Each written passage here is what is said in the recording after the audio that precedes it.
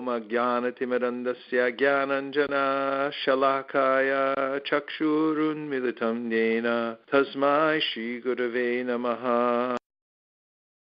Welcome everyone. So nice to see many of you have come from long distances away, visiting here for the first time. Such a pleasure to have you. Thank you. And all of you who are joining online, we welcome you to tonight's broadcast. We'll be talking about killing procrastination and embracing discipline for a happier and healthier life.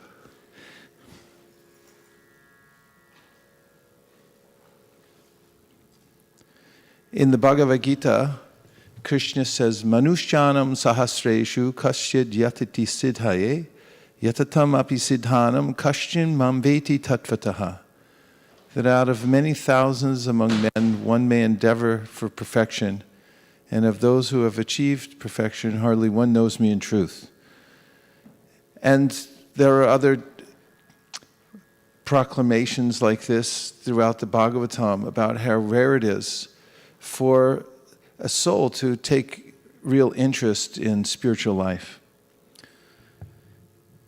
And the Shastra says that the moment that one has this inclination to take advantage of the human form of life, one has an inkling that there's a possibility of actually making advancement, that one should take advantage of it as soon as possible. Rupa Goswami, in a famous verse, says, Krishna bhakti ras bhavito mati kriyatam yadi krito pilabhyate tatalolyam api mulyam ekalam janmakoti sukratir nalabhyate. That there's only one price that one can pay for bhakti, to get devotion to Krishna. And that is one's intense greed for it. And the word is laulyam. And then Rupa Goswami says that if you know that it's available in the marketplace, that you should go there immediately. Don't hesitate. Go and take it as quickly as possible. Prahlad Maharaj, who is a 5-year-old boy, and in his prayers says, Komara achret pragno dharmam bhagavatan niha durlabham manasan janma tarapya dhruvam artadam. That because this life is very flickering, it can be over at any time. He said, from the very tender age of childhood, one should take to spiritual life. From the age of 5 years old, or sooner. Prahlad Maharaj took to spiritual life from the time he was in the womb of his mother. Oftentimes people say, I'll wait till later. In time when I'm young, this is for enjoyment. But Prahlad Maharaj says that when you're a baby, you waste time crawling around, putting things in your mouth, drooling on everybody, crying, trying to get attention. Then when you're a young boy or girl, you want to play games. Then he said when you're a young adult, there's an attraction for the opposite sex and one's mind becomes swept away by that. Then one has to enter into the world of work, and one's thinking about professional career, and in this way another 20, 30 years go down the drain. and then comes old age, and that's the time many people, even in materialistic life, they say, I'll retire. But actually, when retirement comes, there are so many anomalies due to having a material body that one can hardly even concentrate or retire properly. In fact, Satyadev Prabhu once told me that in America, practically everyone dies broke because they save up all their money their whole life thinking that they're going to have a beautiful retirement, and then they get ill. And then while they're ill, they can't pay for their insurance premiums. And when you can't pay for your insurance premiums, then you have to pay all the money you saved for retirement until the free insurance from the United States kicks in. And that's after you've lost everything. So he said everyone dies broke. And there's an idea that I'll put off spiritual life until later and then I'll become serious.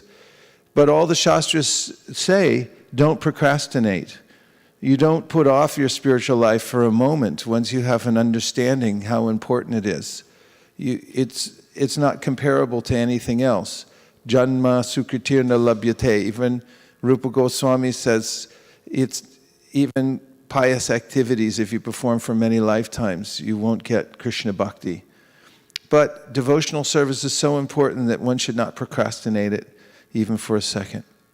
So, one of the symptoms of an advanced devotee is given by Sri Chaitanya Mahaprabhu to Sanatana Goswami in the teachings that are approximately in the Madhya Lila, starting from the 19th chapter up to the 22nd.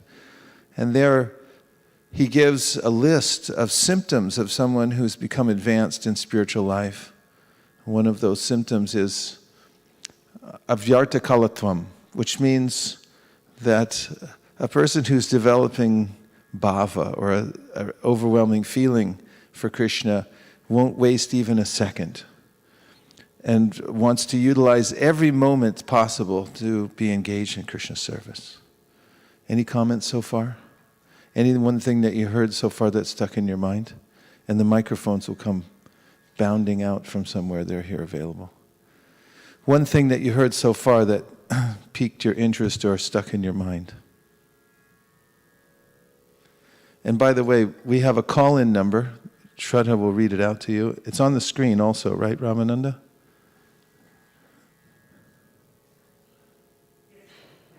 Okay.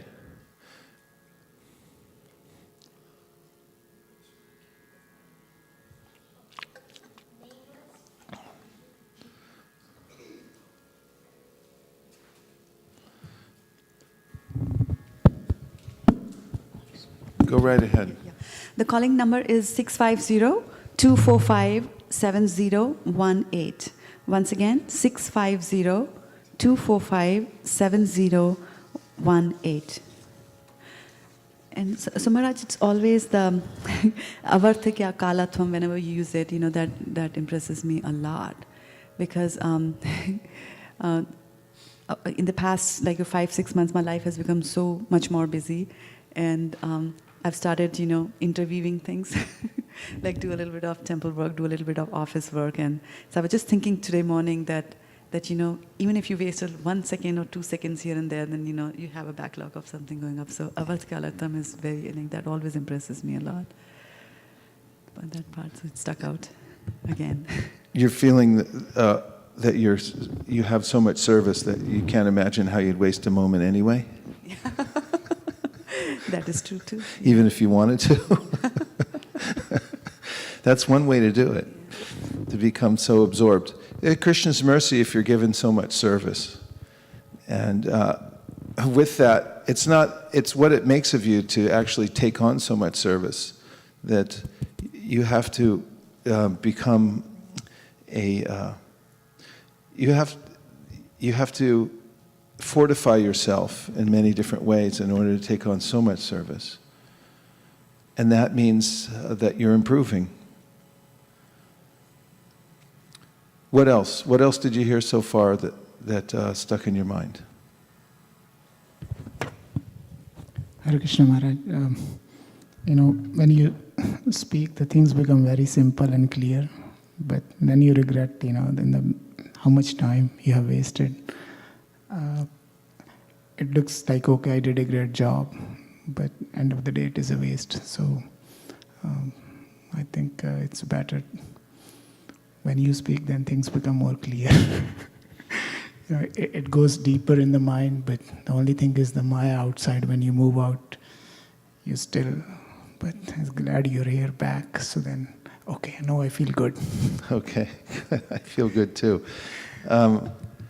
Just the sentiment you brought up is very nice also, that I've wasted so much time. And we hear this often in the prayers of the Vaishnavas, that I've wasted so many lifetimes. I've wasted this lifetime.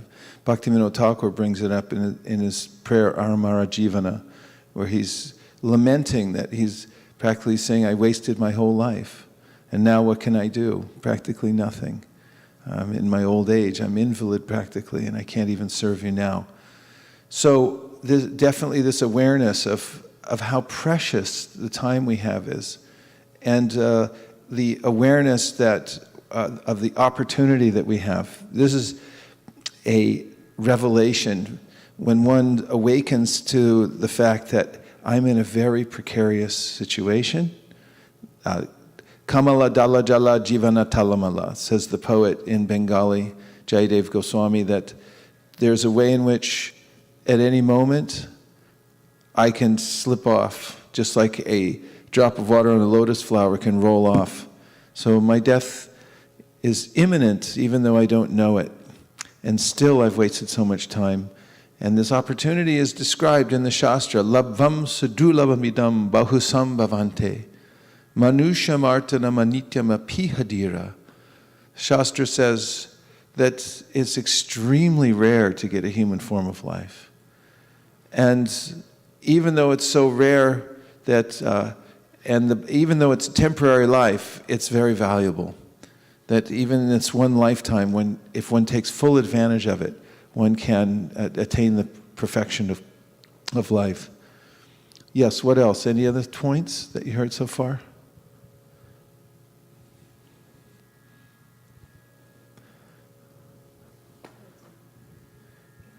Yes, please. That we generally push devotional service towards to a later, that I'll do it later when I retire, when I'm old. And then you said that when old age actually comes, then most of us die broke. And we think that we will be able to do things in old age, but it doesn't happen. So it's better to start as soon as, when you're young. Yeah, don't take for granted that you'll be able to. Yeah, do that. Or even in the daytime, you might think, I'll procrastinate doing some important service, I'll put it off till later, and then you get a phone call that you have to go tow somebody's car or something like that, you lose the opportunity. So you should, even in the unit of one day, you should take advantage of each unit of one day to make sure that you make it complete through your sadhana. Don't procrastinate. Yes? Maharaj, it reminds me about you gave the example of your sister. That's kind of, when you talk about the retirement, almost. That's right. The same day, she was a full professor at Bellingham University, spent her whole life in academics, and then the day she got her retirement notice, well, she knew she was retiring, but anyway, she got the official retirement, is the same day that she got a call back from the doctor from a biopsy saying that she had 3 months to live because she had this cancer of the pancreas. Same day, she called and told me. I said, how are you doing? Not so good. I have some news. I'm retiring, but I thought maybe I'd be able to enjoy it, but now I'm going to have to pack up and go. So those things can happen at any time, and the Shastra warns us, don't think otherwise. In fact, in the story in the Mahabharata in which Maharaj Yudhishthira meets Yamaraj, who asks him various questions. Among the questions are, what is the most amazing thing in this world? And he said, living entities are being delivered into the jaws of death at every moment, and everyone else thinks I won't die. Or if I do, it'll be in millions of years from now. So, a few practical points. This word procrastinate means to delay or postpone action, putting off doing something. There's a noun which is a procrastinator. Procrastinatory is the adjective. It comes from the Latin procrastinat, deferred until tomorrow, from the verb procrastinare, pro, forward, procrastinus, belonging to tomorrow, from cras, tomorrow. So, a few very practical things about getting things done and making sure that we don't miss anything. And that is to have clarity about what we're doing. And it's important to think on paper, that if you write down what you're doing and why you're doing it, you clearly think things out, and you work from a list. There's an old saying, what gets written gets done. And we find that people who don't write things down, especially in this age of Kali Yuga, who just say, I'll remember it later, tend to not remember them later. But if you get in the habit of writing down what you need to do and making a list and making it clear, then what gets written gets done. Otherwise it can slip away. A second point of clarity is to decide exactly what you want. And then write it down. This is a means of the simplest definition of goal setting, which is decide what you want and then write it down. Oftentimes those thoughts move around in one's head perpetually and we don't catch them and actually write them down. But once they're written, what gets written gets done.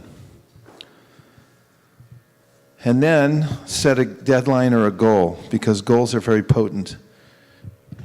I notice oftentimes in meetings that I attend where there are devotees coming together to work on a project or an initiative, I can tell if there's not a point at which, well, first of all, if it doesn't get written down during the meeting, there always has to be somebody taking the minutes, meticulously writing down all the thoughts and ideas. And if there's not, then 95% of the meeting is wasted. At least 95%, maybe 99%. You don't catch it. And then, if you don't make any action item or deadline during the meeting, that is, you don't make a very specific directive about what needs to be done and who's going to do it and what time it's going to be finished, then it's also almost a complete waste of time. And I've been in groups where you'll meet one year and then the next year come back and they're still talking about the same thing, because there was no point at which someone said, this is who's going to do it and this is the date it's going to be done. So being precise in setting a deadline or a goal and making sure you know who's going to do it makes all the difference in the world. So also in the art of killing procrastination, having clear goals and writing them down is very helpful. They help to motivate us and they help to keep clear what the next steps are that we have to make. So, clarifying further, if you make a goal, then make a list of everything that you can think of that you're going to have to do to achieve your goal. And then organize your list into a plan, and then take action on your plan immediately. And finally, resolve to do something every single day that moves you forward towards your major goal. So, it takes some time to think about what we're doing, but if you just get a legal pad and a pen, and you sit down for an hour, and you brainstorm with yourself about all the things that you need to do, and you write them down, just get everything out onto the pad. And maybe even when you walk away, if you're doing something else, and then there's a thought that comes around to you that I need to do this or that, then you go back and you write it down. First thing is get it all out of the mental system and onto the written page so that it's on a list. And then go through and clarify it and prioritize what are the most important things. This is very deliberately organizing one's thoughts and times so that you can complete the goal and keep moving forward without missing anything. Any thoughts or comments so far? Or questions?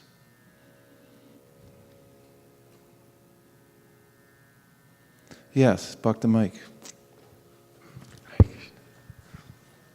Hare Krishna. In regards to writing things down, often my desk at home has tons of little notepads, the sticky notes all over with my notes that I take from clients.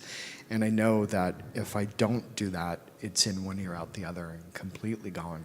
So it does come in handy to do that. Nice. So you put them where you can see them. It's right in front of me, and then I move them as they're completed. So the left-hand side is the complete column, and they go this way. Thank you. Anybody else write things down? Yes?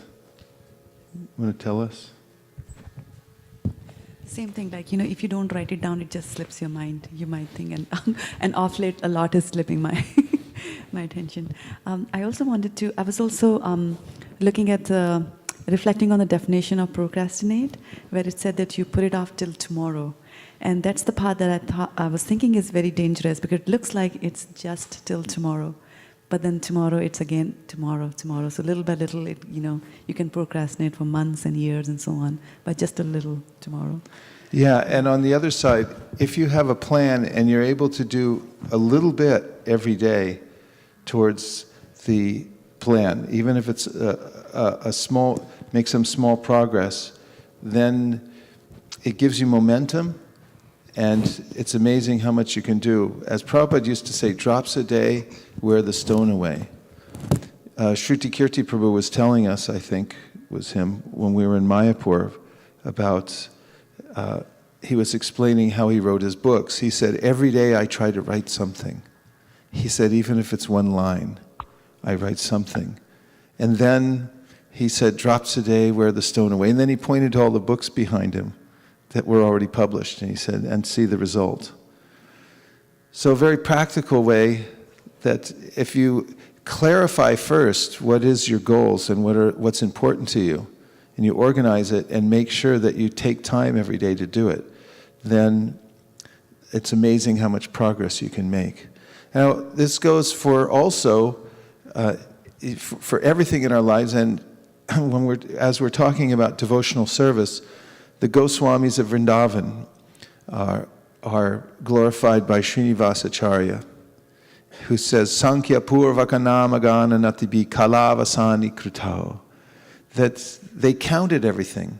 Sankhya means to count. Purvaka Namagana. All the mantras they chanted, all of the times that they bowed down to other devotees, they counted it. How much Shastra they're reading, they counted it. So find if you make a goal for these things, in 5 years you're going to be 5 years older anyway. But if you have a system where every day, drops a day, you're doing something to advance your devotional service, then you become learned. Prabhupada said if you chant a chapter of Bhagavad Gita every day, you'll become a pundit. And practically anything you do over a lifetime, if you can do for 10 years, 20 years, 30 years, 40 years, after a while it becomes something actually astounding what you can do if you stay steady in these things. And you always win with the fundamentals, with the basics. If you find out what are the most important disciplines, what are the most important activities that you have to do every day, and then you make sure that you do those as the center of your life, then it leads to a very productive life. So far I talked about clarity. It is actually a very liberating experience. When there's so many things to do, there's a tendency to just waste time because it seems overwhelming and think I can't get it done anyway. But if you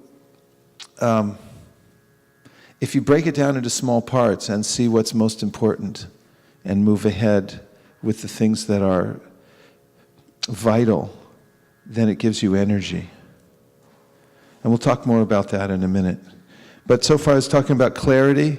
Think on paper. Make sure you write it down. Next is decide exactly what you want and write it down. And set a deadline for your goals. There are a couple apps. There's about 10 or 15 I've seen. They're countdown apps. I have one on my phone. And you can you can have a whole list of things you're counting down. For instance, the day you're going to leave your body. They don't have that one figured out yet. But if they did, it would be quite motivating, don't you think?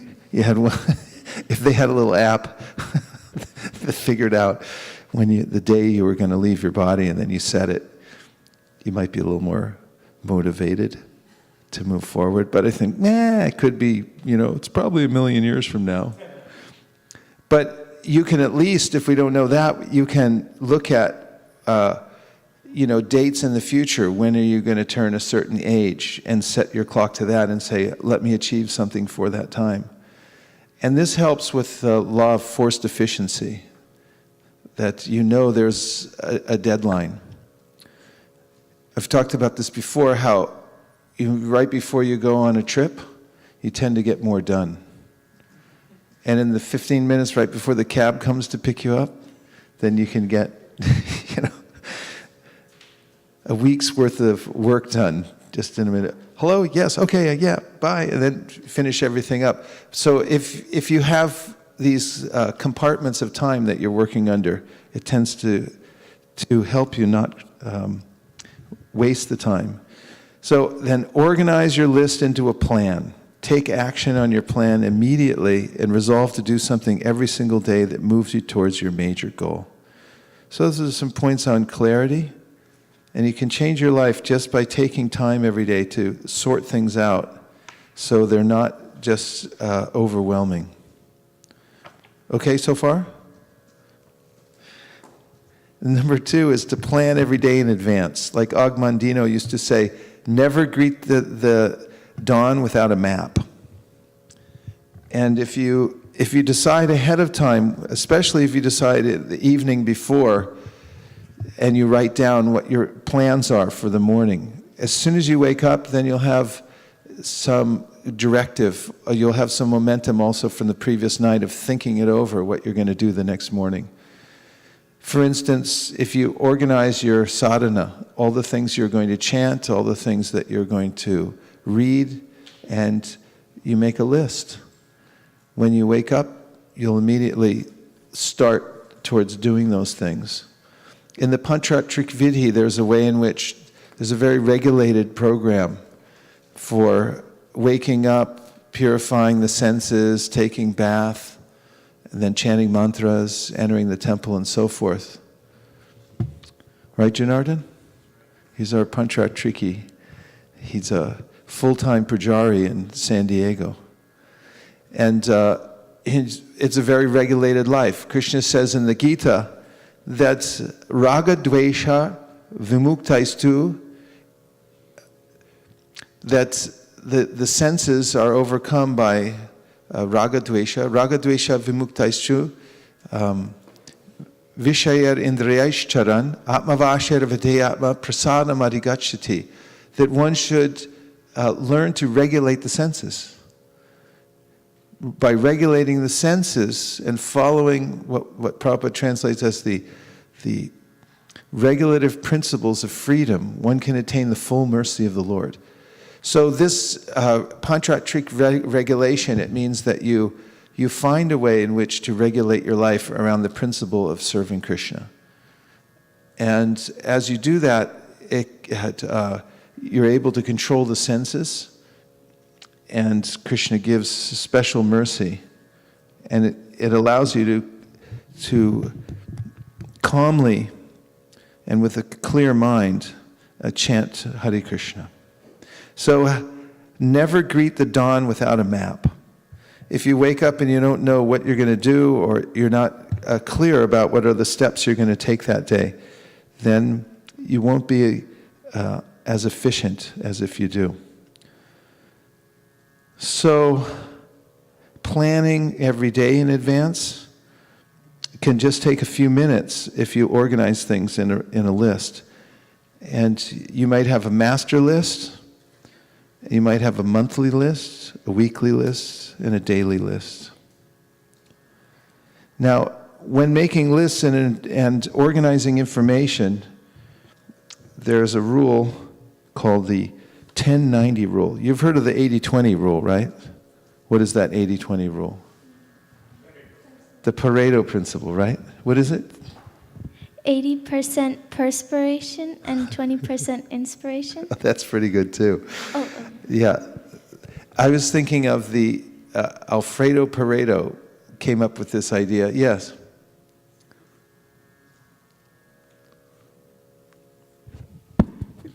Hare Krishna Maharaj. Hare Krishna, welcome back. Thank you. 80% work, 20% people do the 80% work. Yeah. And there's also a way in which 20% of your activities get 80% of the result, and 80% of your activities that get 20% of the result. So this is the 80-20 rule. And this is called the 10-90 rule. The first 10% of time that you spend planning and organizing your work before you begin will save you as much as 90% of the time in getting the job done once you've started. Should I say it again? The first 10% of time that you spend planning and organizing your work before you begin will save you as much as 90% of the time in getting the job done once you've started. So then the 80-20 rule comes in, and there's a way in which there are some things that are easy to do, and there's a tendency to do those first because they're easy. But time management experts recommend that you figure out what are the hard things, what are the 20% of things that get the 80% result. The ones that you're resisting are probably the ones that are going to get the big result. You're procrastinating because, and the way I procrastinate is I do all the little things first. So one way to separate yourself from those who have less efficiency is to find out what are those activities that are actually the most important. And even if you have resistance to them, do those the first thing in the day. Do them before you do anything else, because then once you've overcome those, you're fearful of doing it, you're fearful of making the call, it's something you're dreading doing. But if you do it anyway, then it releases all kinds of energy so that you can move ahead and do all the other things that you want to do. So resist the temptation to clear up small things first. Don't major in minor things. So there's a rule which says long-term thinking improves short-term decisions. Long-term thinking improves short-term decisions. So in the way of planning, if you have a clearer idea of what your longer-term goals are, then your shorter-term goal setting will be much clearer, and your motivation will be there also.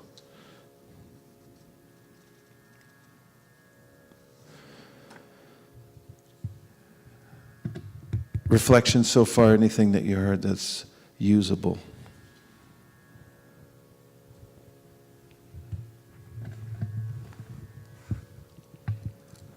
Okay, go ahead. I really like the 10 to 10% rule that you said. That it's so important for us to first plan out things and chalk things out, because I've noticed that a lot at work, that we start doing projects without doing proper planning because we under market pressure, things like that. And we end up having to redo so many things again and again because that main direction was not there. So nice. Practical. Yes. Thank you, Maharaj, for sharing practical points. One point I like was do everything something that makes towards your major goal. Maybe small thing, but it gives you momentum to. Otherwise, if you lose that, then even that small thing will keep you momentum toward maybe the big goal. Yeah, that really works with all kinds of practices. Does anybody else have that experience? Something's overwhelming, but then you pick out one small thing that you can do rather than trying to embrace the whole thing in your mind. Yes. On the writing thing, I was reminded one of my friends in college in engineering, he had put on his the roof just underneath his bed get up and study. You need a job. so, so whenever he was whiling away his time on the bed, he used to see that and get inspired by that. So, go ahead. And the other point which I really liked was the point which you mentioned that every day you need to do something on that, particularly about the writing of the book, even though it looks such a voluminous thing. Every day if you spend at least, if you have the discipline to write at least one line, then you keep the momentum going. It's very practical indeed. Yeah, Burijan Prabhu told me that once. He said, he said he finished 3 books, even though he's very busy, has a full schedule, and he said that he did it by vowing to write at least one line every day in his book. Prabhuji, doing the little things every day without having a goal in mind, I had a profound experience. As per your advice and directions, I started reading one shloka every day of Srimad Bhagavatam, and but you were just doing it, and I have no clue how long it is going to be. But then some time ago, I was talking with Damodar Prabhu, and he mentioned that why don't you read a chapter of just the meaning, not detailed description or purport, just read the chapter of Srimad Bhagavatam. You could finish in the whole Bhagavatam in, I forgot, 6 months or maybe a year. I thought that is a good idea, right? Because then there is a goal. Then ever since, I think it's only 2 months, but it happened that I'm able to do that. I've run now you started feeling like I have now almost done the 4th chapter, 4th canto, and I was otherwise every day you read one shloka, you're just right there itself. You don't even move So I think as you have a goal, bigger picture, you understand when you're going to finish the whole Srimad Bhagavatam, then you started feeling to read more, and then as you read more, I think the story and everything makes more sense to you. So that was very profound, that if you have a goal, then it is easier to tie together. Nice, very practical. Since we introduced this page by page, Be a Sage, how many of you use that? Thank you, Kara. Yeah, I've seen devotees become sort of immediately enlivened after looking at the whole Bhagavatam and thinking, how am I going to read all 12 cantos? I don't feel capable of doing that. And then seeing how, if it's broken down into daily quota, take a daily quota of pages. And everyone knows by now how many pages you have to read every day in order to finish the Bhagavatam in a year, right? The magic number is 41. 41 pages a day, and you'll finish the Bhagavatam in 1 year. 1 year. And so, whatever the number is, if you break it down, then the Bhagavatam seems approachable, and you can do, your particular quota. Yes. I like very much the overcome the temptation to put aside things you don't like to deal with and get into doing small things that you like to do. There's something that I do a lot. So that's... You like that point? I like very much, yeah. Oh, yeah. Do the big things that, first. Yeah. It's called, in his book, Swallow That Frog, Brian Tracy calls, if you have 2 frogs to swallow, you pick the biggest, ugliest one first. So there's big tasks you have to do. You just take the big one first, and then the other ones, that's not so bad. But overcoming and dealing with the big things first, yeah. Yes, please go ahead on the phone.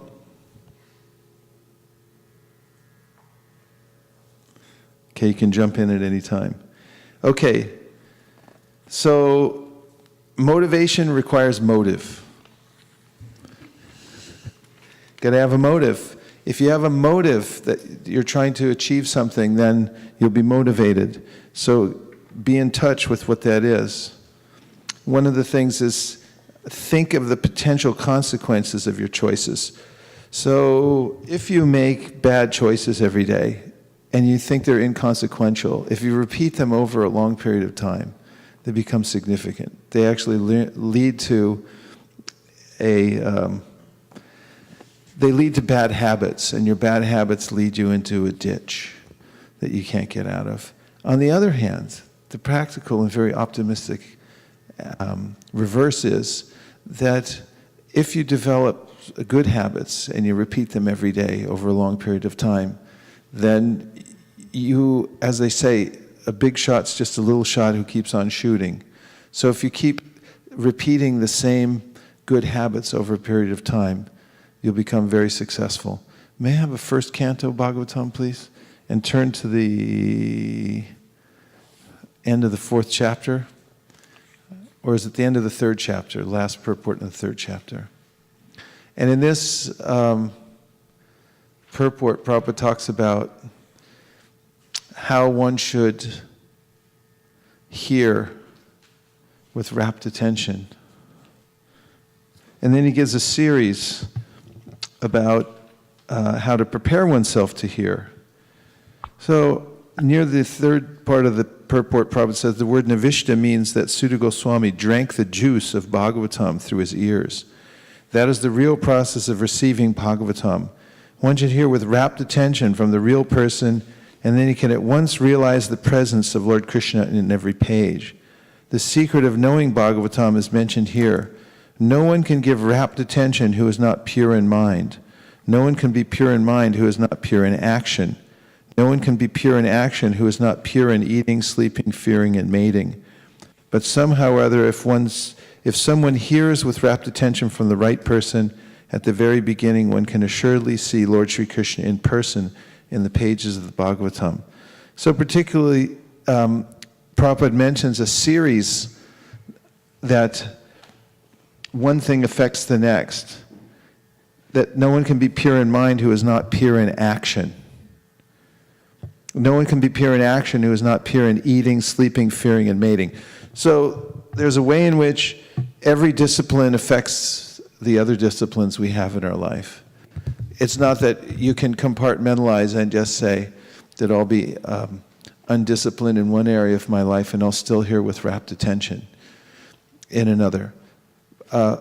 There's the small things, the small habits that we develop in our lives have an overall effect on our ability to move forward, even in the process of hearing.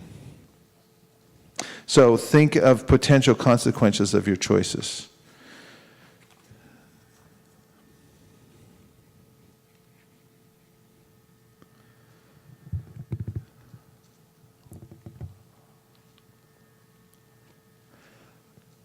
So I mentioned the law of force efficiency. It goes along with goals. If you make goals in your devotional service, and law of force efficiency says that if you have a particular point in time that you're working towards, then you can, you'll do much more. We have the monthly Sankirtan festival as an example. One of the principles of this is that you have to be working toward a point in time. And for instance, when NASA builds a rocket and they have a time when they have to finish, the rocket's not the big deal.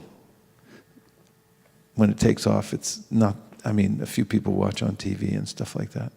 But the really consequential thing is what they achieve in working towards that goal. They invent all kinds of new systems. In fact, the whole idea of time management and everything that comes from NASA and working towards a deadline of shooting off a rocket and so forth.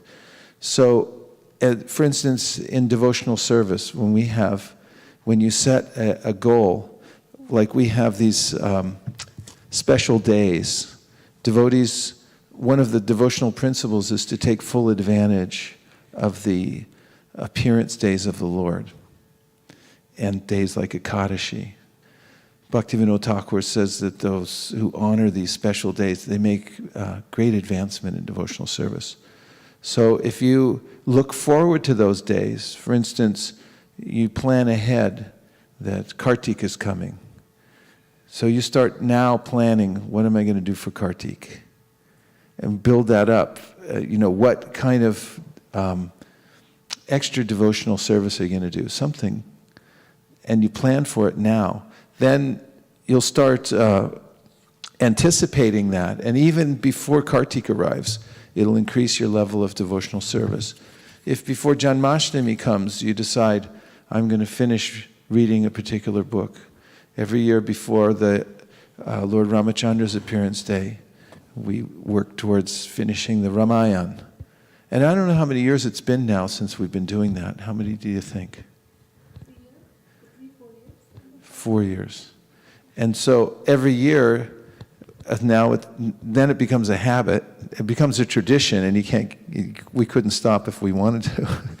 And then the years go by. Like I said, you'll be 5 years older in 5 years anyway, but if you read the Ramayana every year for 5 years, you'll be vastly improved in your devotional service. So pick points in time for the law of forced efficiency. You can pick any time that you want.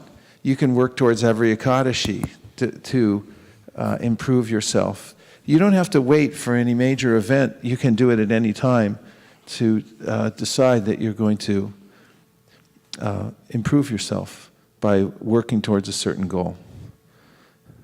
How's this working for everyone so far? Any points?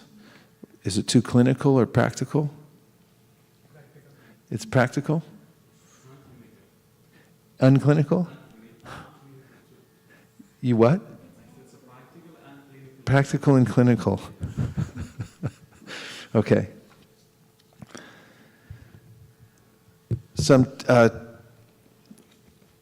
Here's another point. Start small.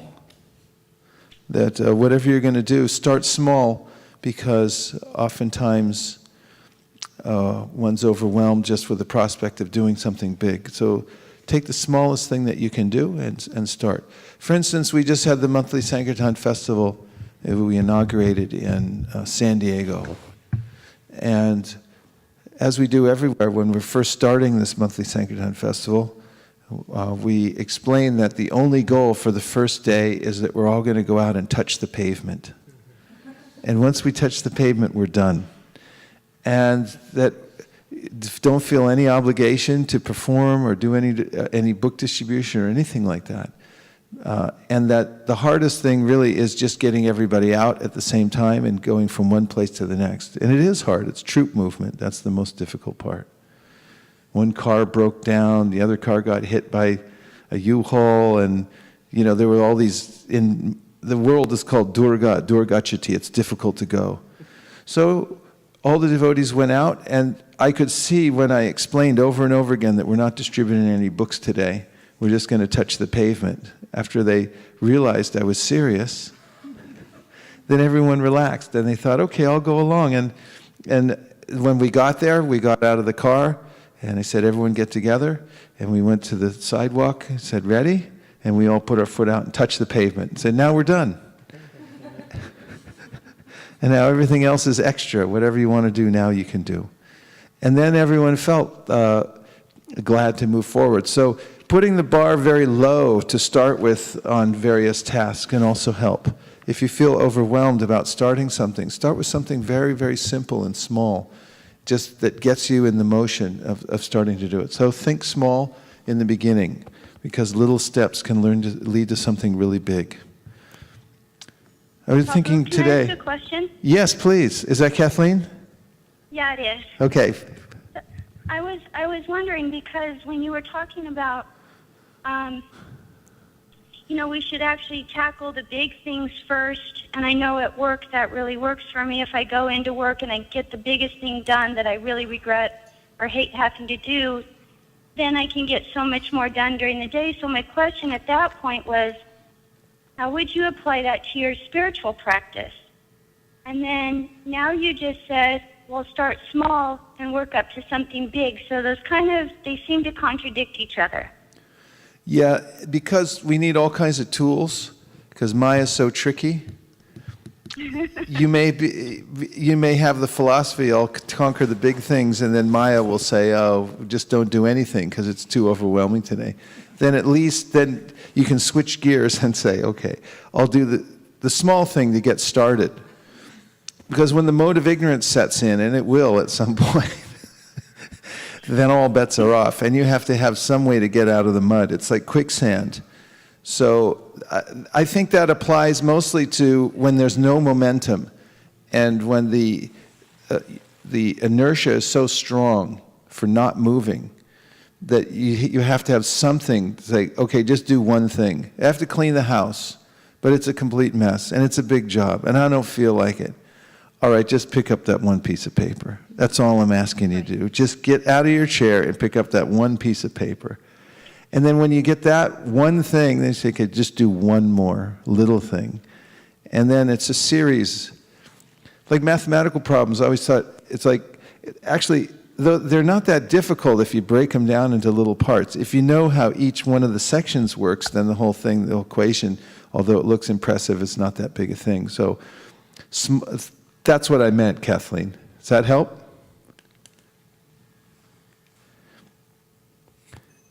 She's back on mute, I think. Yeah. Yeah, I did. Thanks, Prabhu. I had a feeling my husband was going to come in and start saying something cute or something, but okay. But that made a lot of sense because when I was talking to you after your lecture a couple Saturdays ago, when you were teaching us how to start learning text and stuff, and I told you I have all these books piled around me and I didn't know where to start, and you handed me that one index card. And that one index card got me started, so thank you very much. Do you have it with you? I do have it with me. Could you read it to everybody? No, probably don't do that to me. Just the English. Oh, just the small. English you want me to read. Well, I was gonna ask you even how to pronounce something too, but yeah. So the English is life's desires should never be directed. Right, exactly. Directed towards sense gratification. One should desire only a healthy life or self-preservation. Since a human being is meant for inquiring about the absolute truth, nothing else should be the goal of one's world. Works. Sorry There we about go. that. I wrote it pretty fast. Thank you, Kathleen. So I memorized the first line, the second line, the third line, and now I'm working on memorizing the fourth line. So thank you, Prabhu. Okay, everyone give her a hand. Yay! Sadhu, sadhu. The first verse I ever learned was from the Sri Upanishad, the last verse, the last mantra. Because I got that book and I got to that last 18th mantra and I thought, this is a good mantra. I had to memorize it. And it felt like I conquered an empire when I got that mantra. I felt like I was part of something bigger than me, and that's the exciting thing about being a human being is to use all these efficiencies, but to connect them all to Krishna. And you can really develop into something extraordinary. People are extraordinary. Humans are extraordinary. Krishna says, I'm the ability in man. And when all those things are applied to progress in devotional service, they become augmented. Okay, so a couple tips and quotes. Find out what successful people do and do the same things until you get the same results. Shastra says, Bejare muneo tagre bhagavan tamadhoksajam. Sattvam Vishudham Shemaya Kalpante Yenutaniha. That previously all the great liberated souls worshiped Lord Vishnu because he was above the three modes of material nature, and therefore they attained the highest results. Anyone who follows in their footsteps is eligible for the same result. So even if one isn't a great exalted personality, if one simply tries to emulate and follow in the footsteps. This is one of the great concepts given in the Bhagavad Gita and the Srimad Bhagavatam about how to advance in spiritual life, is to follow in the footsteps of the great souls.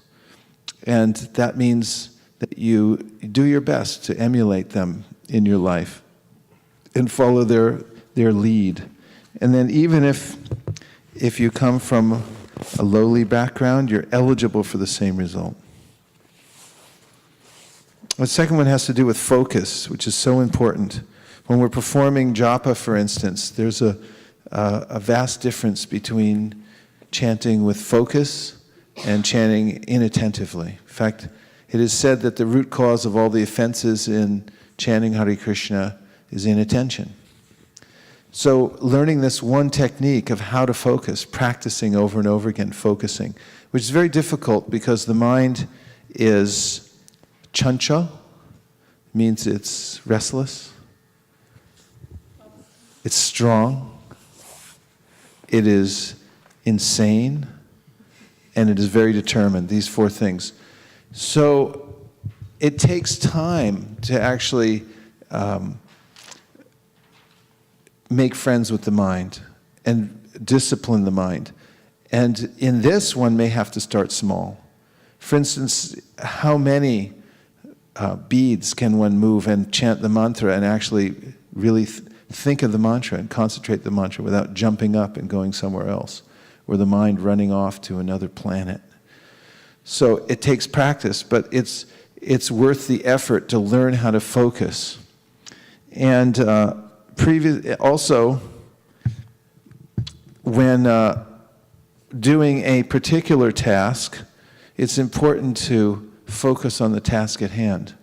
For instance, in the environment in which we live, if you have a lot of projects going all at the same time and your desk is full of various papers, as I told you many times, a professional organizer once told me, this amounts to visual noise. All the extra things that you have around that aren't related to the task that you're performing, they distract your attention and you don't even know it at the time.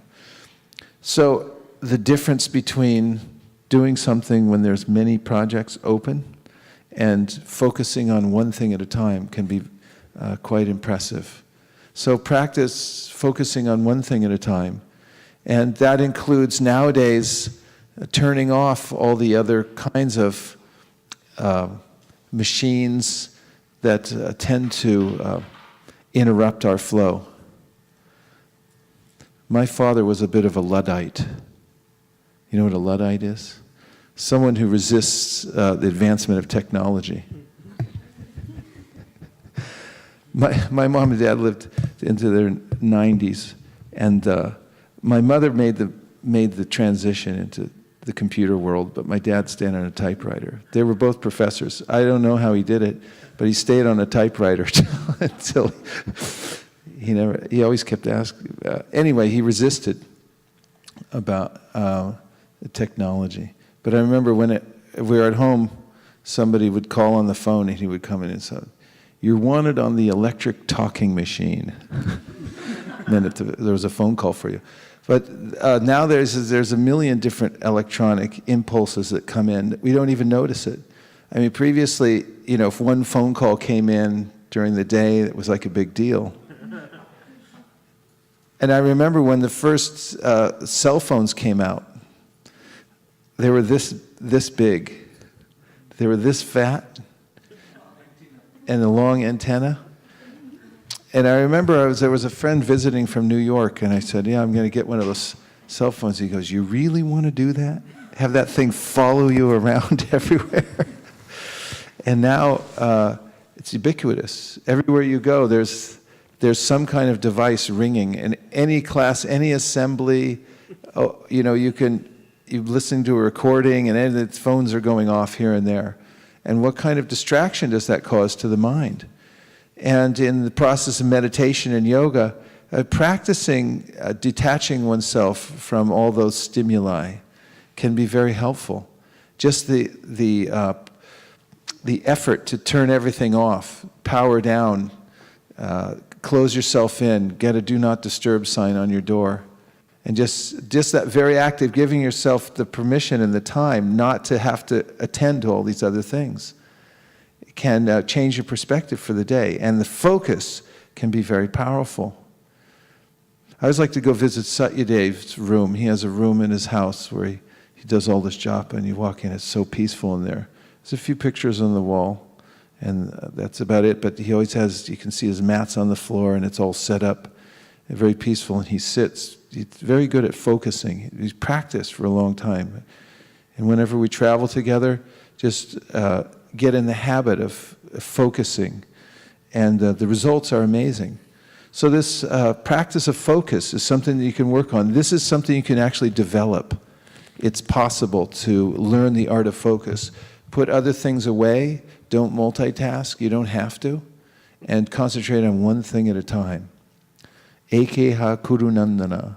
Krishna says, don't let your mind be many branched. Bahu shaka. If it has many branches going different ways, you'll be disturbed. But if you are focused on one thing,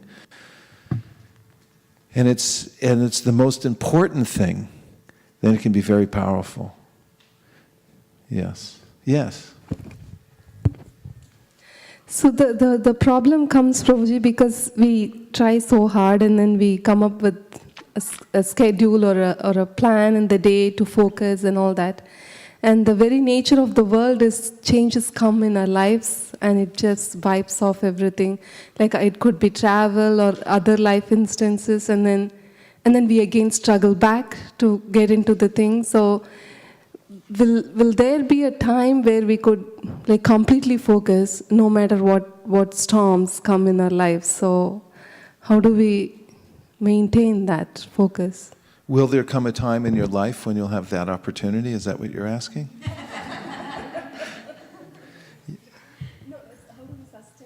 How do you sustain the focus over time? Well, paradoxically, you also have to be, I'm talking about all these things that sound so rigid, setting goals and forced efficiency and these things. You also, at the same time, have to be a little flexible. And you may make so many to-do lists, and you may have goals and things like that. And when a person's riding a horse, Krishna gives this example in the 11th canto to Uddhava. When you're riding a horse, sometimes you have to let the reins out a little bit. You can't always be pulling him back in, or he'll kick you off. And so,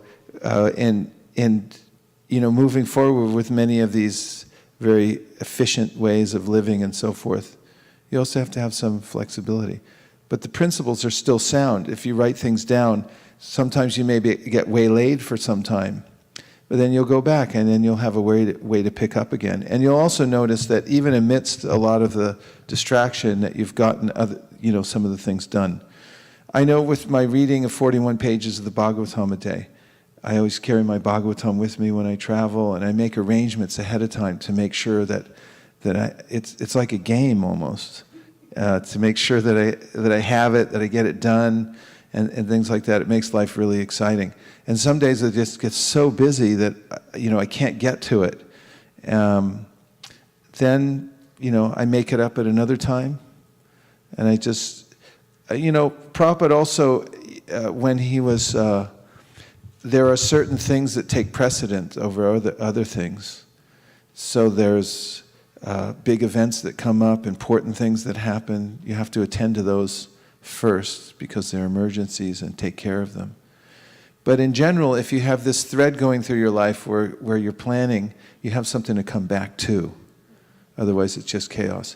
And balance doesn't mean that you're always on the straight line, as I've said many times. It means you know how to come back to the center. And if you're clear about what you're doing and where you're going, then you have a place to come back to regularly. Does that help? Yes, Prabhuji. Okay. One more question that I have. Sure. You mentioned that we should have a motive to be motivated. But mostly what happens is if the motive is something related to, even if it's devotional, but it's mainly because I might get some adoration or profit, then the tendency to do sadhana and focus is more than having a motive that's unalloyed to please. Akamo sarvakamo va mokshakamo udarati tivrena bhakti yogena yajeta purusham param. Bhagavatam says that whatever condition you're in now, just bring it to Krishna and move forward. And the motives will be purified. Bhaktivinoda Thakur says there are four main motives. First is fear. If I don't do this, then what will happen? Second one is prospect. What am I going to get out of this? Third is, and next highest, is duty. I do it because it's my duty to do this. And the highest motivation is love. And so there may be a mixture of these things in the beginning, but as we continue, they can become purified. Yes? And then we have a text that has come in. Thank you, Maharaj. I like the point when you told that follow the successful people till the time you get the same results what they have got. And that is very, and the verse from the Bhagavatam, Bhejre Munyodhagre. I have a question like, we always see Prabhupada was so much verse in all the Vedas, all the Shastras. So is there any reference like how he used to read and memorize these verses and all in his lifetime? Not so much. I've asked about that, and I'm curious. But one thing I do know is that Prabhupada was used to chanting chapters. And you'll hear there's recordings of him chanting whole chapters of Bhagavatam and Gita. So in fact, you can get most of all his chanting of the Bhagavad Gita shlokas and put it on your iPhone or something and listen to it. And he also advocated it to the devotees many times, that you should do this every day, you should do that every day. And Prabhupada was accustomed to always staying engaged. If it wasn't a bhajan, it was reading something or preaching or writing something. And often you have to accommodate your mind and senses in that way, even in devotional service, because you need variety. And until you develop a taste for certain things, it's really hard to do them for long periods of time. When Radhika Raman Prabhu was here, he complimented the devotees of ISV, and he said that they had great stamina for hearing. It's because we practice a lot. We have longer than usual classes. A lot of places have 40-minute classes. And if they sit down for a 2-hour class, they're like, when's this guy going to stop?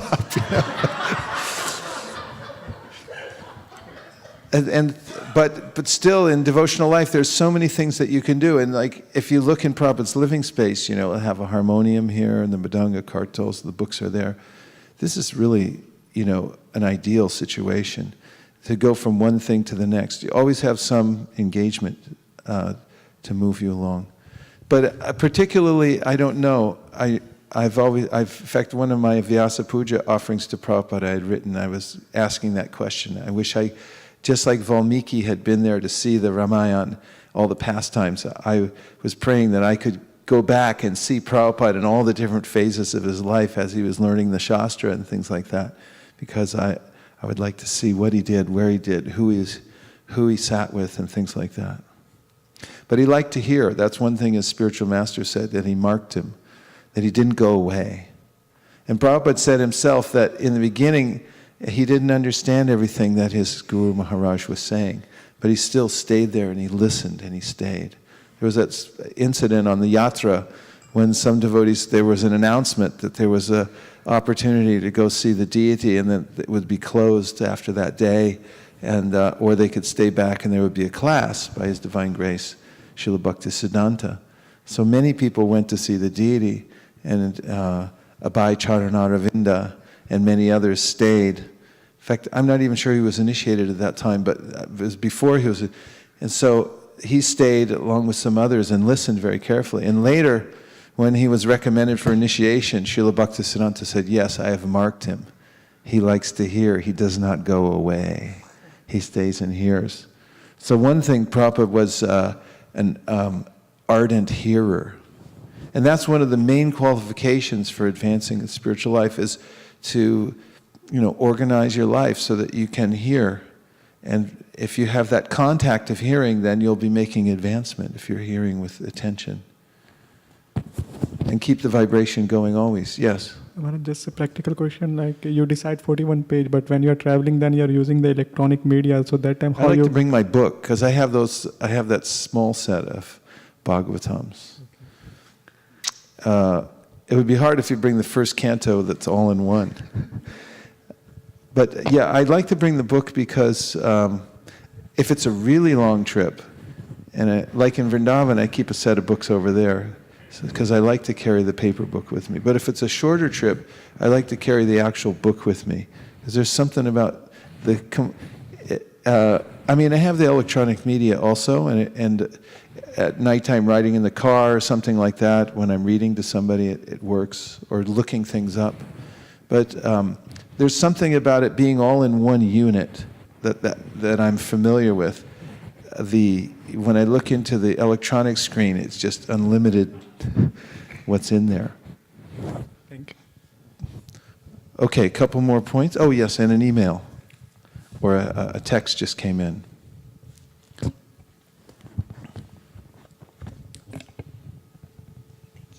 So Sudhi Prabhu actually gave a very nice example that most of us use of jotting things down.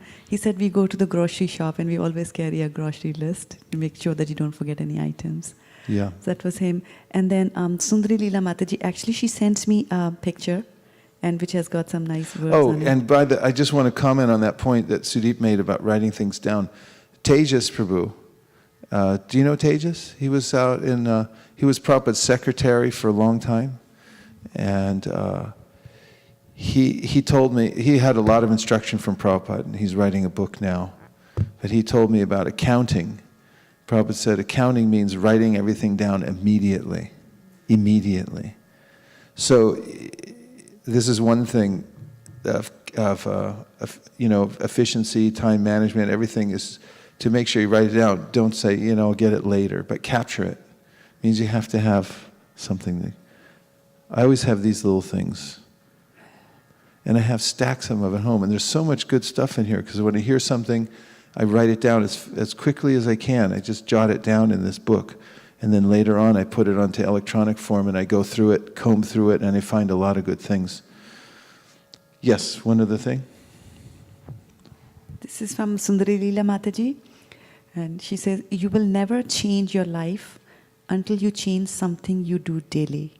Ooh, that's a good one. You'll never change your life until you change something you do daily. Good one. And it goes on, the secret of your success I'm writing that one down. I'll send you the image too. The secret of your success is found in your daily routine. Say it again.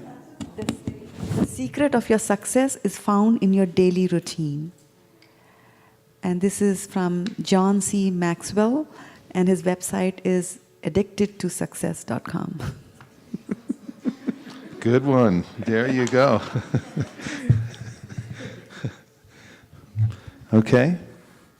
So, focus. We talked about the ability to concentrate single-mindedly on your most important task, to do it well, and to finish it completely is the key to great success, achievement, respect, status, and happiness in life. I think that's from Brian Tracy.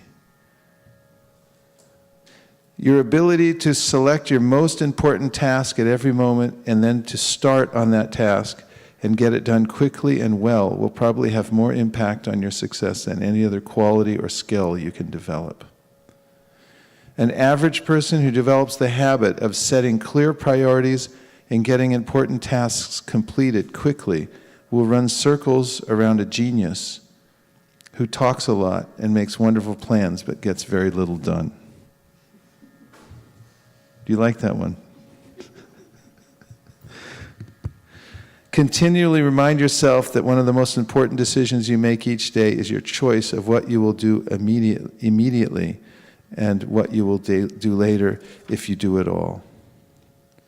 And as Krishna says in the 8th chapter of Bhagavad Gita, Abhyasa Yoga Yuktena Chetasana Gamina Paramam Purusham Divyam Yati Partanu Chintayan. And that is that you have to practice a lot. Abhyasa Yoga Yuktena. So practice is the key, and if you practice correctly and do it slow and methodically, then gradually you'll become an expert and you can do it fast and correctly. Or as my Madhunga teacher used to say, that if you do it fast and incorrectly, you'll never be able to do it fast and correctly. But if you start and do it super slow and do it correctly, then gradually you'll develop that hand-brain coordination, you'll be able to do it quickly. So practice. Abhyas means to do something over and over and over again. And this is important in the practice of devotional service, that we renew our practice every day. Start over as a beginner. Don't think I already done this. Don't think I'm an expert. Think I have to start over and do it just like a beginner would do it. And practice it very, very carefully. And the ultimate force deficiency and the test that comes is, think Bhagavatam. Death. Death is waiting. So this is the final exam.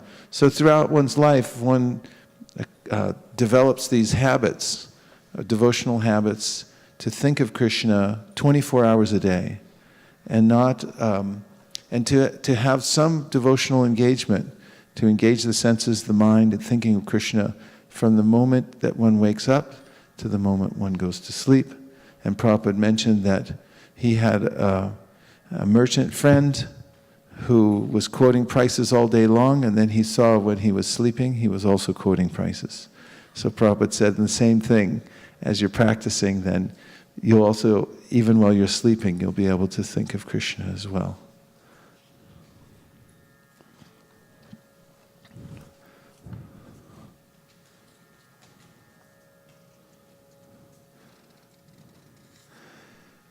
So discipline, willpower.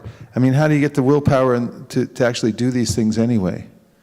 Because you say do all these things, but then what if I just can't do them? You have to have willpower, right? Okay.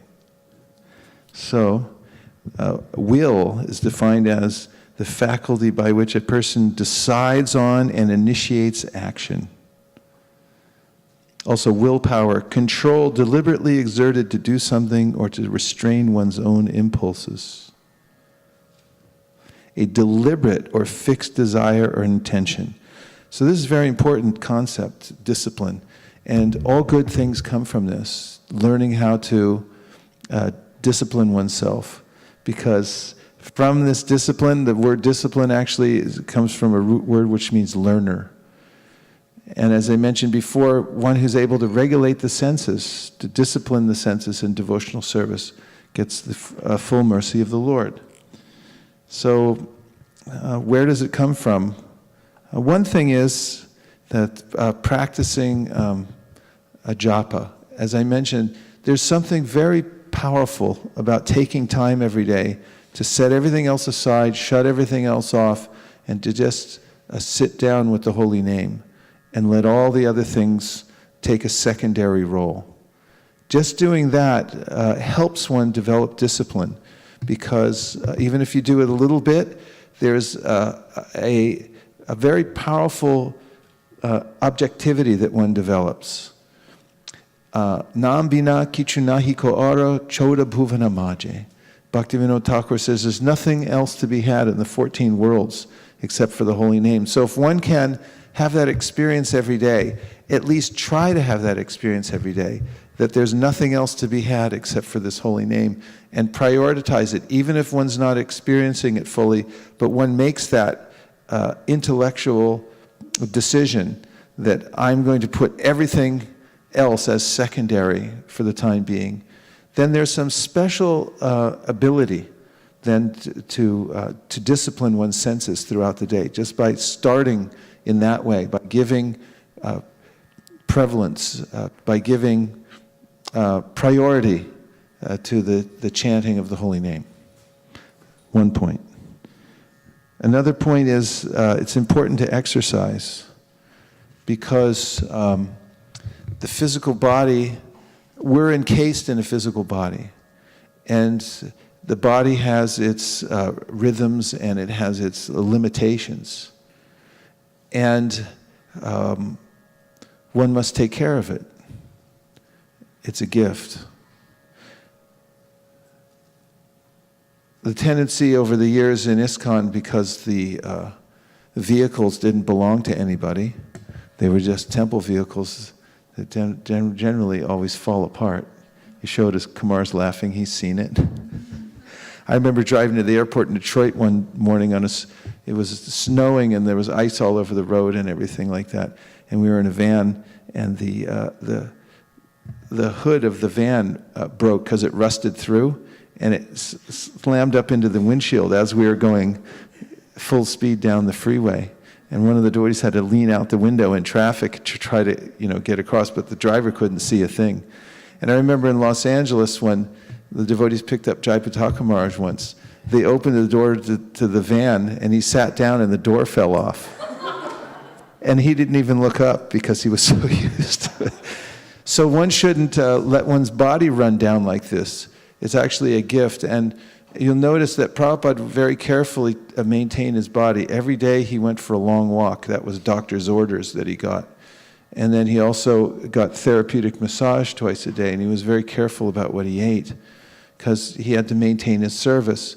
So it's important for developing mental discipline and for one's spiritual practice that one take care of the physical body and not simply think that it can be neglected over time. There will be serious consequences.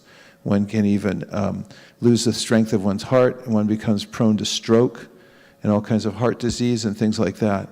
So that's not a very good idea. It's a good idea to invest some time every day in exercising, especially walking. Walking is a good exercise that you can do into your old age. It doesn't require a lot of paraphernalia or any video screen or anything like that. That you can walk pretty much anywhere, but should be done regularly.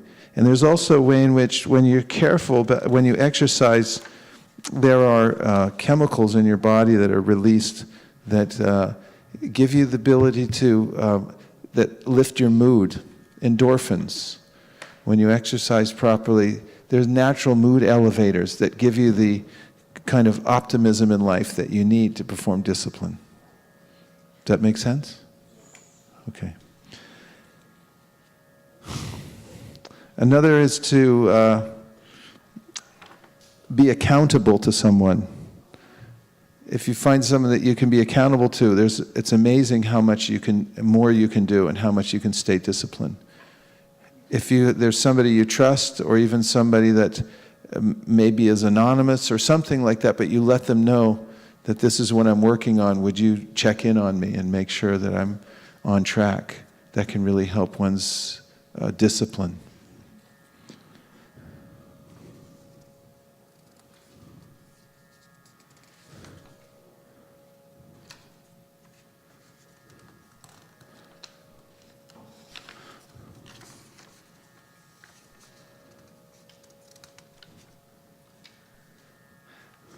Thank you to everyone who's joined us online. Again, you can text in if you have any questions or comments.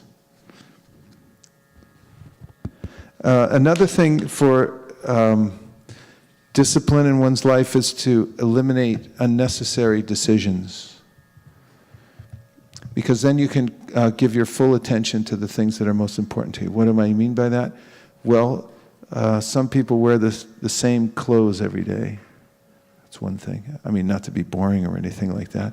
But even in the secular world, we see that, not the same clothes without washing them. Someone was looking at me like, but the same style. Prabhupada mentions this as far as hairstyles go, that, keep it simple. One of the reasons some people, keep short hair is that you have to deal with it. Then, there's, clothing choices. If you have to make a lot of choices every day, that can waste a lot of time too. And a lot of money and space, everything like that, keeping all these different kinds of clothes. Imelda Marcos had something like 5,000 pairs of shoes, which you really don't need. And this comes into the realm of over-collecting, atyahara. There's lots of ways that these kinds of things can stifle one's discipline, but keeping it simple. Steve Jobs, I think, always wore jeans and a turtleneck, black turtleneck, because he didn't want to deal with a lot of different options. He was focused on a particular discipline. So eliminating a lot of unnecessary decisions that one has to make. And then just the the whole science of how one develops good habits. Decide that you want to develop good habits, and then as you take one filament and you add another filament the next day, and you keep adding, then you come up with a thread. If you keep adding, doing the same thing over a period of time, you get a string, and then you get a cord, then you get a rope, and then it becomes unbreakable. So it's really exciting to consciously decide to make new good habits. And if you start with a clear idea, write it down, and then take accountability, and then practice it every day until it becomes a ritual, a routine. Ritual is a good thing, actually, if it's not mindless. It's a way in which you're honoring a power that's higher than you when you're performing a ritual. Just be conscious of why you're doing it, and get in the habit of doing it every day. And the lifetime can go by as one is engaged in these very regular activities. See some devotees like Mother Nidra in Denver, Colorado. She's been performing the Mangalartik for Radha Govinda for about 35 years without stopping. Every morning she's there doing the Mangalartik. See Bhuvaneshwar Prabhu in Vrindavan. He must have moved there 25 years ago, maybe longer. And every day he cooks the Rajbhog for Krishna Balaram. Best Rajbhog anywhere. And it can be 140 degrees in the kitchen or whatever, but every day he's there. You know Boo? Yeah. Yeah. So, and after a while, if you keep doing the same thing every day, if you stay regulated over time, it may seem like some small service or something insignificant, but if you practice and develop these into a ritual, you'll become famous in the spiritual world. I mean, just the Shastra says for one spiritual activity, although there are all these various activities that one can perform, if one does one consistently over time and sticks with it and stays regular in one's performance, then one becomes perfected by that. So find ways in which you can regulate your life around the practice of devotional service and do it every day. And if it starts in a small way and you do it like drops a day on stone, then gradually it will wear a hole, even the hardest substance, and one will come to the perfect stage. So just need to hear back a couple of reflections of things that we talked about tonight so we can capture them really quick. We'll take a lightning round, about 5 minutes, of any of the points that stuck. Yes? Thank you for a wonderful class. We talk about success several times. One of the things I learned that success is the people who are success in this business world and the leaders, the political leaders. They were always thinking what they want. When we study, that their mind is always thinking, engaging to think what they want. I think it is also applied for the spiritual life, Bhakti Marga. But my question is, be doing all these things, kind of getting karmic bondage again instead of liberating yourself. That was my fear. Doing what? We are doing all this engagement is more and more. Which engagement? Preparing the day-to-day life. Yeah. And organizing for a certain way. I was wondering, it is helping to the liberate or getting to the bondage mark to the karmic way? Yes, strengthening the bonds that free us. Ragadvesha vimuktaishtu vishayan indriyaishcharan atmavashera vidheyatma prasadam adhigachati. Krishna talks about the regulated principles of freedom. It sounds paradoxical that freedom and regulation go together. But in the beginning, this vidhi bhakti, or the rules and regulations, mean that the senses are so addicted to their objects in the material world that by employing the same kinds of activities that you consider to be materially progressive, to the principles of devotional service, in as much as you can become efficient in doing your devotional service. It's like taking a thorn out with a thorn, says Narada Muni in his instructions. The thorn stuck, so you use another thorn to take it out. So this, as I began the class, Sankhya Purvaka Namagana Natibi, it's mentioned that the Goswamis of Vrindavan, they were meticulous in counting how they did their japa every day, how they did their bowing down. They scheduled everything. And they were setting an example for us how to perform devotional service in the state of bondage.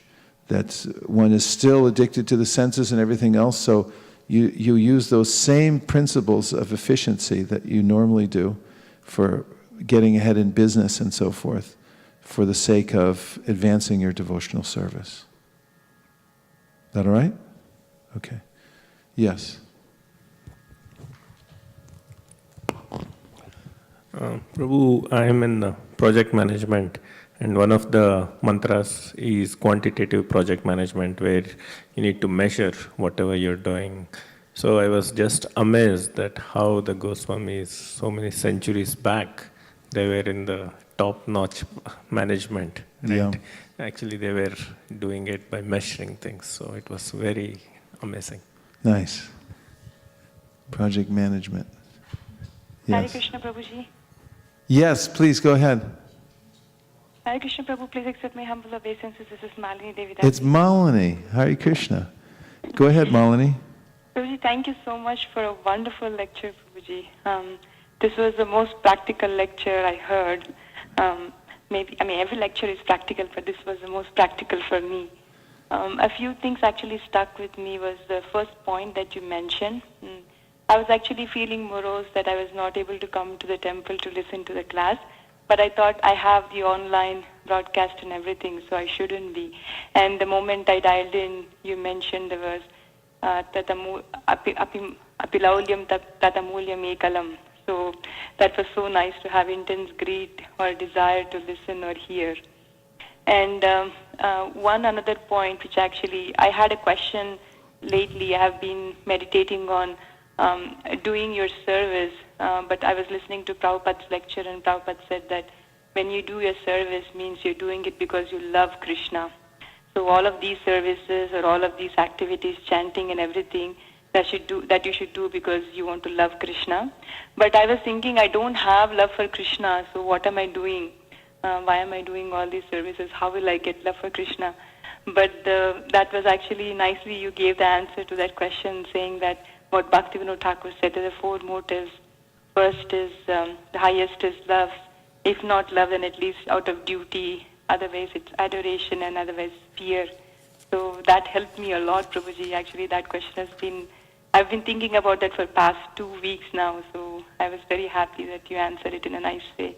Thank you so much, Prabhuji. Thank you, Malini. Very nice points.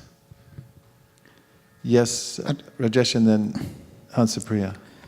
Hare Krishna Maharaj. I think I like the point, that it is not walking on the straight line.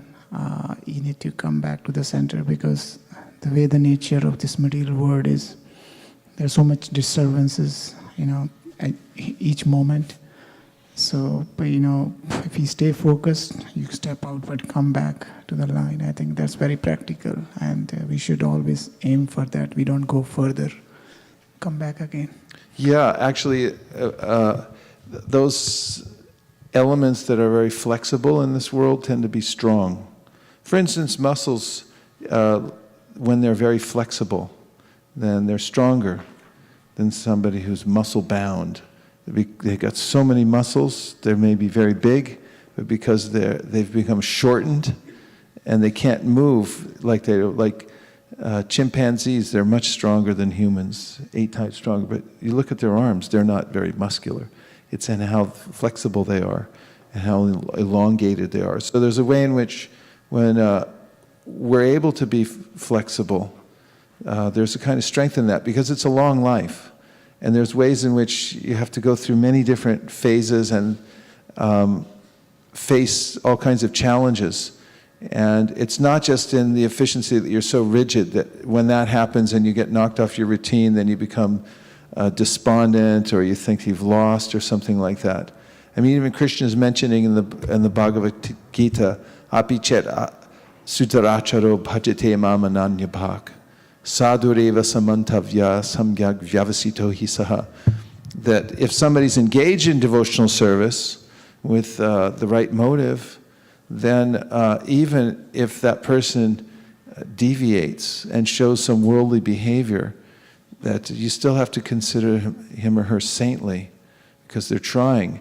And we should give ourselves the same kind of encouragement, because there are ways in which you may fall off your routine, but instead of becoming overly rigid and then despondent because of it, you should just take up again. In fact, the Shastra says, aparada,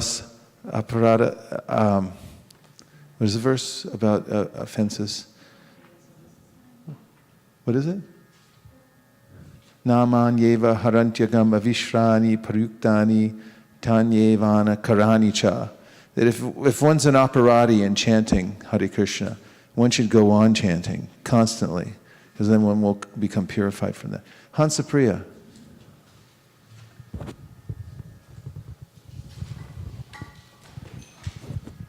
I like actually a lot of points from today's class because it's a really practical on day-to-day basis that we can use a lot of points. And also it reminded me the class that we had from Radhika Raman Prabhu about Jiva Goswami, that how Jiva Goswami was very practical. And then how he pointed out that Srila Prabhupada was practical. Actually on that day something happened and I asked Giriraj Maharaj, I'm sorry that I have to leave, but I'll see you tomorrow. And I said, I have to attend this thing. And he said, yeah, even Jiva Goswami was very practical. Srila Prabhupada was very practical. And then he himself told me to be practical. And today I've been focusing on that word, practical, and how our discipline success has been very practical. And so thank you very much for giving a very practical class. Hare Krishna. Thank you for your practical application. Really nice. Yeah. It made me feel how this is a whole circle. Yeah. This makes a whole circle. And if we stay within this circle, we are going to be practical. So thank you very much. Nice, good point. And then just to add to that point, your Bridanga teacher said the fast is slow, slow is fast. And so I was thinking I need to be not fasting, being practical here. But I need to be slow in being practical. So. Yeah, and there's stages of development in practice. At one point, then you're unconsciously incompetent, and then you become consciously incompetent, and then you become consciously competent, and then you become unconsciously competent. This is the stages of practice. And at first, you don't know how bad you are. And it's progress when you start understanding, like, I'm really bad. In the beginning, neophytes sometimes think, oh, I know everything. I just signed up and I got this down. But then coming to the point of seeing that I really need a lot of work, I'm not that good at this. And then, by step by step. Kyati? Thank you, Prabhuji. The most thing that struck to me is doing what successful people do. So I think we'll do what our Guru Maharaj is saying and instill that in our life, and hopefully you are the one who is showing our way. So thank you very much, Prabhuji, for this wonderful lecture. Thank you. Thank you. Yeah, that's the idea. It's like, this is the idea of parampara, that you emulate how the previous acharyas have done and work karma pravartana. There's so many devotional activities, you follow in the footsteps. And although one may be insignificant, then by following the footsteps, then one gets the special mercy coming down. Yeah. I really like the point about accountability because it helps you to not hide from your goals. Because if you're not answering to a person and not being looked out for, then it's easy to say, "Oh, maybe I just won't do it."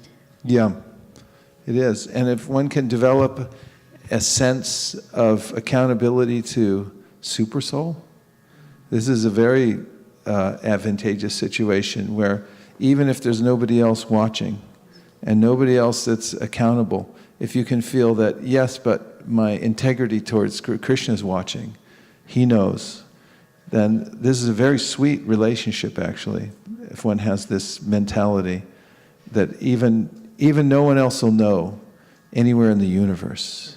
Of course, the other thing is, someone always finds out. But Krishna knows the heart of every living entity. This is the idea. And this is actually a rasa with the Supreme Lord, that one has this awareness that Krishna is fully conscious of my thought movements, and to cultivate my sincerity at every moment, that I'm offering, that I'm freely and voluntarily available to you for service. And please, you know my heart. And we were reading about Akura, how he's going to Vrindavan, and he was on this mission for Kamsa, but all the while he's aware of the fact Krishna knows my heart. Did somebody just unmute, ready to go? Okay. Hare Krishna Prabhu, this is Malini again. Yes. Prabhuji, I just wanted to share that I received a phone call from one of the devotees actually who was at ISV before, and he had to go because he had another project some other place. So he was saying that he was near a temple and everything, but he said that he's missing the hearing and chanting. He said the quality that of classes, the long classes that are there at ISV, he said that he didn't find that and is really, really missing that. And I was remembering how you mentioned that he was saying that there are only 40 or 45 minutes class, so he's not satisfied with that 45 minutes class. Thank you very much. So I was just appreciating, how grateful we all can be that you give such nice classes so that we can have that taste for hearing more and more. Thank you so much. Thank you, Malini. I just wanted to add to that we have Kara Middleton, who's from Tennessee, and she made the same comment today morning. She said that she generally surfs the internet and she was trying to look for Krishna conscious topics and all that, and she said ISV is the best, and she said your camera system is also the way you project broadcasts, classes, content coverage, everything is wonderful. Thank you. And we'll bring out Ramanand Saka. Is Charlene in the booth also? Charlene, can you come out for a second? So this is the brains behind the broadcasting, is Ramanand Saka Prabhu, and here's his apprentice now. Charlene is, as we mentioned the other day, that we'll be expanding our broadcasting services. This is just the beginning. We really want to offer programming that will appeal to people from many different areas around the world, and to expand our capabilities of doing so. So Ramananda Saka is dedicated to training new people how to work in the booth and do everything that you need to do. So those who are interested in that service can also see him. Apparently Charlene heard the call the other day and has stepped up. Anything you'd like to say? Yes, today is the first day for Charlene. She came at 1:30 in the afternoon to learn about how to operate all the equipment. And after teaching her, I said, okay, today is your first start. And she has been doing fantastic job so far.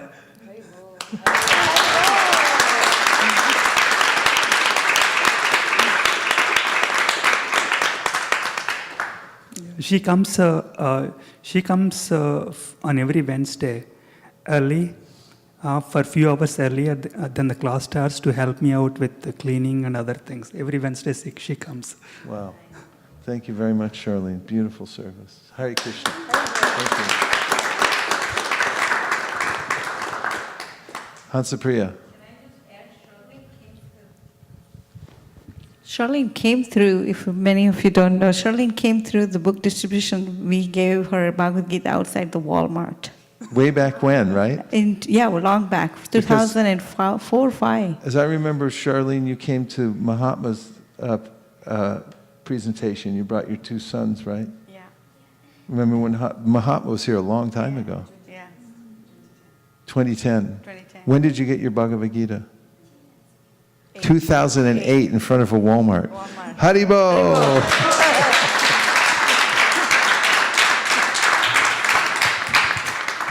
Very good. Thank you very much. Hare Krishna. Yes. Maharaj, first there's no interest to hear. And then slowly there's an awakening of desire. And then the same webs that bind us hold us back. I'm always taught, as I came through the process, that I should balance my life. That's the one word I hear from my Shiksha Gurus again and again. Lavanya, you're okay? Is your life balanced? Because without that, you cannot go ahead. When we try to balance our life, especially when we are grihasthas with children, we realize that there's only a certain amount of time that we can contribute, other than the time from sleep that we can take away. So 6 hours of sleep and the rest of the day, we still have only the silent moments that we can actually sit down with the Bhagavatam, focus, and then, dedicate. So there's a slight frustration that I want to do more, but I'm pulled by all the other services, my duties that I must do during the day. Can you clarify to me the combination of balance versus desire? Well, it's more of a question of connection, and that how what we're doing is connected to Krishna. For instance, Mother Yashoda has a lot to do also. And it's not like you see a lot of pictures of Mother Yashoda sitting down with the Bhagavatam or something like that. But she's always chasing after Krishna because he's so restless. He's running here, there, and everywhere. And it's mentioned how the cowherd women, they had so many duties to do. And one of the beautiful verses of the Bhagavatam, as they're churning the butter into yogurt and their bangles are on their wrists and they're moving rhythmically, and then they're singing these beautiful songs to Krishna, and then it goes out into the atmosphere and it purifies the 3 worlds. This is the music in Vraj. Vraj means it's always moving.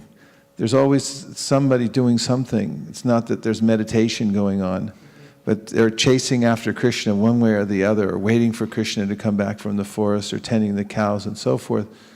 And so really, the kind of life as a mother is more similar to what happens in Vraj than, some yogi sitting somewhere.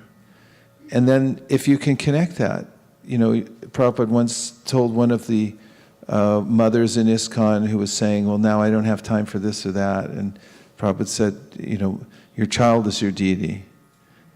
And if you understand, how that's true and how you're working in that way, and you can make that connection, then all the things that you do will be connected.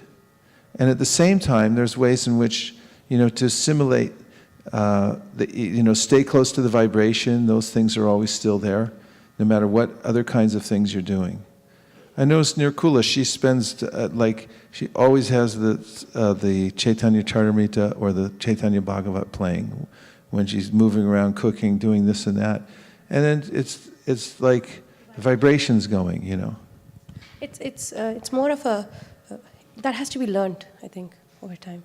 I feel like we repeated this conversation, but I need to be reminded. Again, everybody does. That's why what practice means. It means you have to renew yourself every day. Otherwise, you just hear once and then, okay, I got it. But actually, we hear constantly. And in Vidhi Bhakti, it means you start over as a beginner every day, and you start from scratch, and now I'm going to do it again. And Chaitanya Mahaprabhu said, I'm murkha. I'm a fool before my spiritual master. He didn't assume anything. And when Rupa Sanatan came to Chaitanya Mahaprabhu, their first thing was, I'm a fool, I don't know anything. I'm starting over from scratch. So just start from the beginning every day and you'll be fine. So one more text, Prabhuji, from Sheila Mataji. She has told that, Hare Krishna, I completely agree. ISV is the best. His Grace Vaisesika Prabhu is the best. And the devotees in ISV are the best. Your lectures keep me inspired to hear and remain enlivened in Krishna consciousness so far away as Singapore. Haribo! Sheila. Yes, she was joining all the calls and everything. I'm so happy to hear from her again. Thank you, Sheila. That was beautiful. Hare Krishna. So now we're going to have time for kirtan, and we'll put away all the asanas and the chairs. We'll clear the dance floor. And I see Priya Kishori just walked in with her harmonium slung over her arm. We have Avantika, who's become an accomplished kartalist. Must have been from a last life, because I've never seen anyone progress so quickly as she. So we have a star cast tonight for the kirtan. Srila Prabhupada ki jai. Gaur Bhaktivinoda ki jai. Gaur Premanande Hari Hari Bo. Nachari Armarman, Nachari Armarman, Nachari Armarman, Nachari Armarman, hey, Nachari Armarman, Nachari Armarman, Nachari Armarman, Nachari Armarman.